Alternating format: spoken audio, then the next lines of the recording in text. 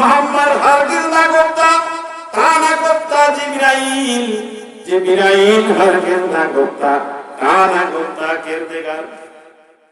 মুহাম্মদ ততক্ষণ কিছু বলতেন না যতক্ষণ জিবরিল কিছু না বলেন, আর জিবরিল ততক্ষণ কিছু বলতেন না যতক্ষণ পর্যন্ত আল্লাহ সুবহানাহু ওয়া তাআলা না বলেন। চ্যানেল ঝাড়ফুঁক চিকিৎসা, সকল রোগের শিফা, কোরআনের শিফা।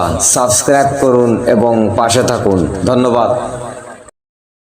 প্রত্যেকটি কাজ, প্রত্যেকটি কর্ম আল্লাহ সুবহানাহু ওয়া তাআলার পক্ষ থেকে অনুমোদিত।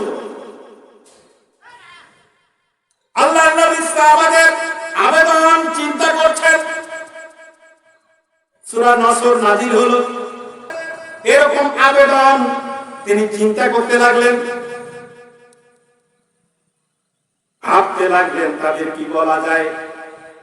বিজয় মিছিল একটা হওয়াই দরকার। কি বলেন, বিজয় দিলে বিজয় মিছিল, বিজয় যখন হয়ে গেল, বিশ্বনবী চিন্তা করতে লাগলেন, মুহাম্মদ হারগিজ না করতা, তা না করতা জিবরাইল, জিবরাইল হারগিজ না করতা, তা না করতা কিরদেগার।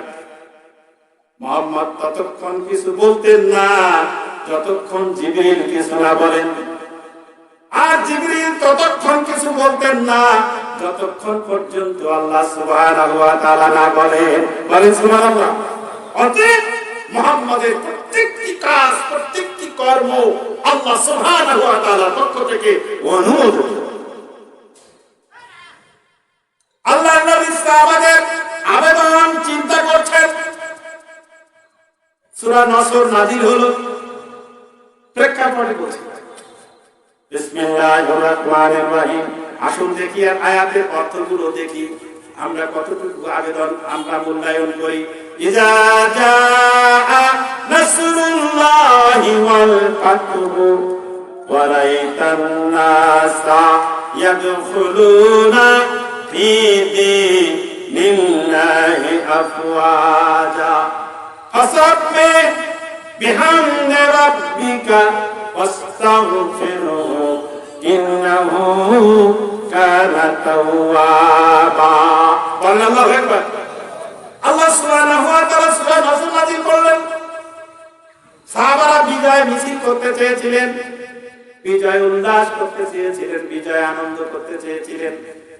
আল্লাহ নাযিল করলেন, ইজা জা নাসরুল্লাহ, ও মুহাম্মদ তুমি তোমার সাথীদের বলে দাও, যখন আল্লাহর সাহায্য আসলো তখন বিজয় আসলো। সুবহানাল্লাহ বলেন। তোমরা বিজয় করতে পারো নাই। বিজয় কার সাহায্যে? মানুষ চাইলেই হয় না। মানুষ চাইলেই যদি হতো, যে মানুষগুলো হজ করার জন্য আজকে 2-3 বছর থেকে রেডি, পারছে পারছে। মাওলানা কি বলে, আজহারের একটা বক্তব্য ফেসবুকে পেয়েছে। উনি ওই কি বলে তার এলাকার নামটা বলে গেলাম, একটা পীর সাহেবের সঙ্গে দেখা, এর মধ্যে হজের মধ্যে, তো হজের মধ্যে দেখা হলে পরে পীর সাহেব চিনে ফেলে তার সাথীকে বলছেন, দেখো তো এটা মাওলানা আজহারি কিনা। তো গেছে, দেখে নিয়ে কাছে আসার পরে বলছে যে তুমি আজহারি কাজী হতি, আপনার ওখানে তো প্রতি বছরেই দাওয়াত নেই, যে কি ব্যাপার। আমি এবার হজে আসছি, আপনিও হজে আসছেন, তো ভালো কথা। তো হজ থেকে গিয়েই এবছরে আমার মাদ্রাসার দাওয়াত খাওয়া লাগবে।